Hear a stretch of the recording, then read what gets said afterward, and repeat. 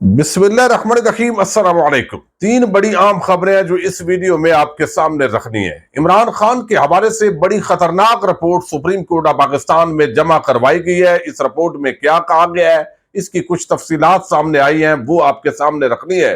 Justice कादी फायद ईसा को कबल अज वक्त चीफ जस्टिस बनाने का एक मुबैना मंसूबा सामने आया है। चीफ जस्टिस बंदयाल के खिलाफ किस तरह की गेम डाली जा रही है, इस पर भी बात करेंगे।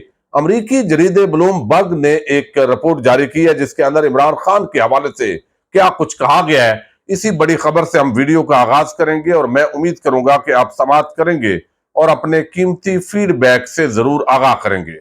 अमेरिका की मौजूदा इंतजामिया जब से आई है, बाइडन सरकार, आपने देखा है इमरान खान के साथ उन्होंने कभी राबता नहीं किया और हमेशा कोशिश की, चूंकि ट्रंप और इमरान खान के दरमियान अच्छे ताल्लुकात थे, तो ये मौजूदा हुकूमत ने पाकिस्तान को इग्नोर किया और फिर रजीम चेंज के बाद इमरान खान ने अमेरिका पर इसका इल्जाम भी लगाया। चाइना के साथ चूंकि पाकिस्तान के ताल्लुकात है और बहुत सारी ऐसी मनमानियां हैं अमेरिका की जो पाकिस्तान नहीं मानता। बदकिस्मती के साथ यहाँ पर कभी सियासी हुकूमत और एस्टेब्लिशमेंट एक पेज पर नहीं होते, तो इसका फायदा बैन अल-अक़वामी ताकतें भी उठाती है। अमरीकी जरीदे ब्लूमबर्ग जो है उसने कुछ लिखा है। एक तो अपने अपने आप को इल्म है, अमेरिका के अंदर तमाम पार्टीज अपनी लॉबिंग करते हैं। अमेरिका का जो हमारे खिते हैं वहां ममालिक के अंदर बड़ा असर और रसूख है, अगरचे ये अब कम हो रहा है क्योंकि पाकिस्तान के साथ अरब ममालिक के बड़े दरीना ताल्लुकात हैं।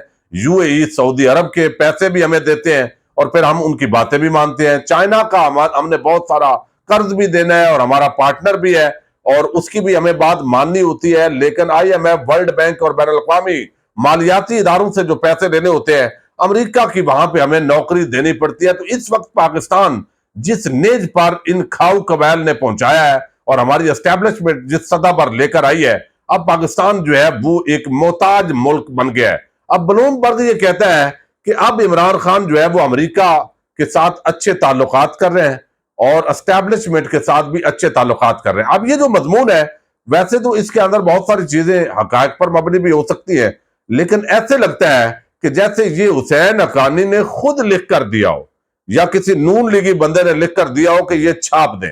अब यहां पर जो मजमून है उसके अंदर ये कहा गया है कि इमरान खान अपनी मिलिट्री एस्टेब्लिशमेंट और अमेरिका से दोबारा ताल्लुकात उस्तवार करने की कोशिश कर रहे हैं। फिर कहा गया कि इमरान खान तेजी से पाकिस्तान को बोरान और इंतशार की जानब धकेल रहे हैं। बोरान के नतीजे में पाकिस्तान में जमहूरी अमल के मुस्तकबिल के बारे में तशवीश बढ़ गई है। इमरान खान के कबल अज वक्त इंतखाबात की ख्वाहिश ने पाकिस्तान को एक आईनी बोरान में धकेल दिया है। अब ये इनको मेरा ख्याल है कोई इंतहाई जालाना किस्म की बात है। पाकिस्तान का एक कॉन्स्टिट्यूशन है, कॉन्स्टिट्यूशन के मुताबिक आइन जो है 90 दिन में करवाना ये हमारा एक अंदरूनी मैटर है और ये आइन का तकादा है। तो असल में पाकिस्तान को बोरान और जमहूरियत को खत्म करना, आइन को खत्म करने की तरफ ये मौजूदा हुकूमत और एस्टेब्लिशमेंट वो इस वक्त धकेल रहे हैं और बोरान पैदा कर रहे हैं और मुल्क जिस अनारकी और तसादम की तरफ बढ़ रहा है, तो उसके असल जिम्मेदार तो वो है जो आइन पर अमल नहीं कर रहा है। लेकिन यहां पर उल्टी गंगा बहाई गई है इस मजमून के अंदर और इससे पता चलता है कि अब बैन अल-अक़वामी सतह पर भी इमरान खान के खिलाफ जो लॉबिंग है वो शुरू हो गई है। कहते हैं, मजमून लिखता है कि मजमून में लिखा गया कि चीफ जस्टिस उमर अता बंदयाल मामले में मरकजी किरदार बन चुके हैं। आप अंदाजा करें, ये अब एक बैन अल-अक़वामी जरीदे के अंदर इस तरह की बातें लिखना एक ऐसे लगता है जैसे नून लीग के बंदे ने लिख कर दिया है और इसको छाप दिया गया है और ये हालात है इस वक्त। वो कहते हैं चीफ जस्टिस उमर अता बंदयाल मामले में मरकजी किरदार बन चुके हैं। चीफ जस्टिस ने इमरान खान की जानब से 2 सूबों की असम्बलियां तहलील करने के बाद आज खुद नोटिस लेकर इंतखाबात का हुक्म जारी किया। अब इसका एक मकसद वो भी है कि चीफ जस्टिस के खिलाफ जो कुछ आगे ये करने जा रहे हैं तो बैन अल-अक़वामी सतह पर जो है कोई मामला खराब ना हो। अब दूसरी तरफ कहा गया कि चीफ जस्टिस उमर अता बंदयाल जो है वो कहते हैं वफाकी हुकूमत चीफ जस्टिस की इस मुदाखलत को कबूल करने पर तैयार नजर नहीं आ रही। चीफ जस्टिस और वफाकी हुकूमत के दरमियान तसादम की सूरत हाल पैदा हो चुकी है।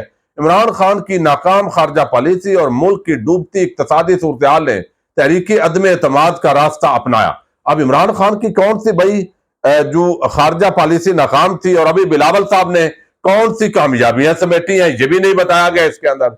यानी वो मैंने आपको बताया कि इस तरह कोई पता नहीं कितना कोई पैसा टिकाया गया है या नून लीग के बंदे का किसी का भी ये मजमून छापा गया है حکومت کے مطابق اس وقت عمران خان کے پیدا کردہ حالات کی وجہ سے ڈیفالٹ سے بچنے IMF پروگرام بحالی کی ضرورت ہے۔ پاکستان کے سپریم کورٹ میں تقسیم نظر آ رہی ہے، تشدد کی فضا قائم ہونے کا بھی خدشہ ہے۔ اب یہ سارے جو خدشات ہیں ان کا اظہار بھی کر دیا گیا ہے بلوم برگ کے ذریعے، اور ایک اثر و رسوخ استعمال کیا گیا۔ اب جیسے بھی بہرحال یہ انتہائی مشکوک قسم کا مضمون ہے، اور اس سے اندازہ ہوتا ہے کہ بلوم برگ جو ہے یہ بڑا ایک کریڈیبل ادارہ ہونے کے باوجود جو ہے یہ کس طرح کی یعنی چبڑے ماری ہیں۔ کوئی دلیل کے ساتھ اگر بات ہو تو کوئی بات نہیں، عمران خان غلطیاں کرتے ہیں، ان کو ایڈنٹیفائی ہونا چاہیے، لیکن یہ اس انداز کے اندر بہرحال اس کو لکھ دیا گیا۔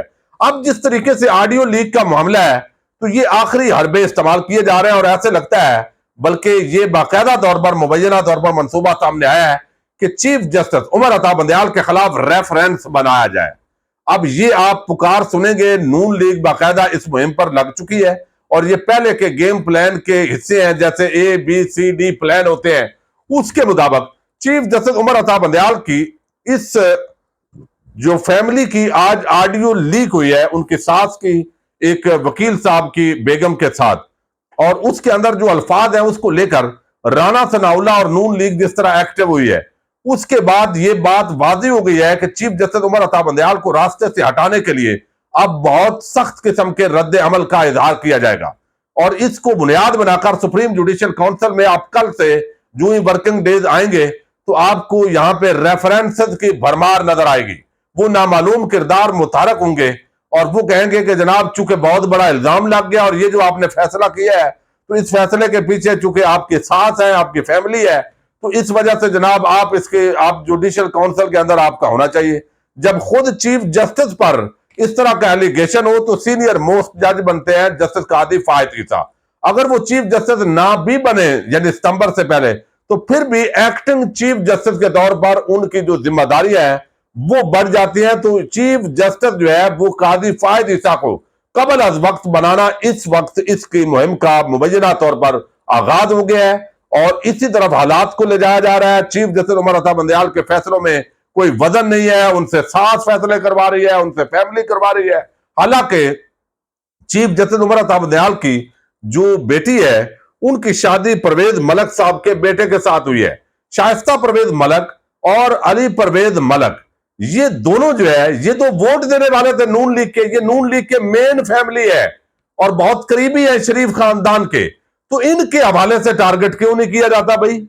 یہ بھی تو فیملی ہے، تو خاندان کے اندر مختلف لوگوں کی مختلف رائے ہوتی ہے، لیکن چونکہ نون لیگ کے پاس کچھ اور نہیں بچا تو اب یہ آڈیوز کا سہارا لیا جا رہا ہے، اور یہ آڈیو فراہم کرنے والے وہی کردار ہے۔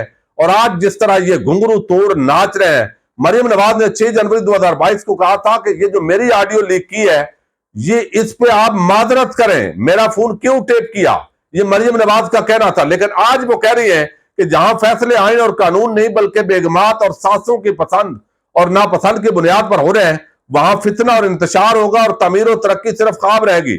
پہلے بھی کہا تھا چیف جسٹس صاحب یہ پاکستان کی عدلیہ ہے، جوائے لینڈ نہیں۔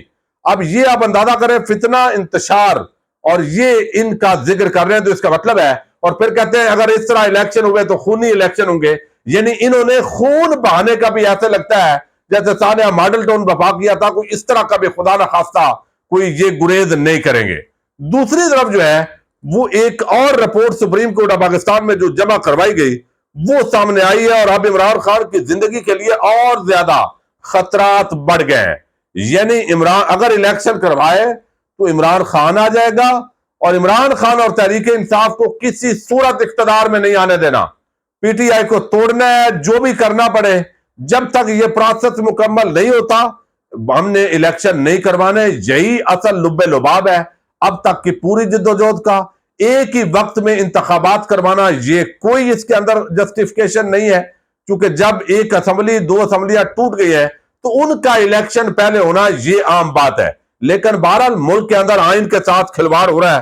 اب یہ رپورٹ ایک سپریم کورٹ آف پاکستان کے اندر جمع کروائی گئی ہے، اس کے اندر اگرچہ رانا ثناء اللہ اور خواجہ آصف کا نام بھی لیا گیا ہے، لیکن رانا ثناء اللہ کے حوالے سے آلریڈی کچھ صحافی دوست کہہ چکے ہیں کہ جس طرح کا وہ کردار ہے، جس طرح وہ دھمکیاں دیتا رہا ہے، اس کو ویسے ہی احتیاط کرنی چاہیے، کوئی بھی فائدہ اٹھا سکتا ہے اور عمران خان پر اس کا ملبہ ڈال سکتا ہے۔ لیکن یہاں سپریم کورٹ میں جو خفیہ رپورٹ ایجنسی کی طرف سے جمع کروائی گئی وہ سامنے آئی ہے، اور اس کے اندر انکشاف کیا گیا ہے کہ کالعدم تنظیم P T I chairman Imran Khan کو نشانہ بنانے کی منصوبہ بندی کر رہی ہے۔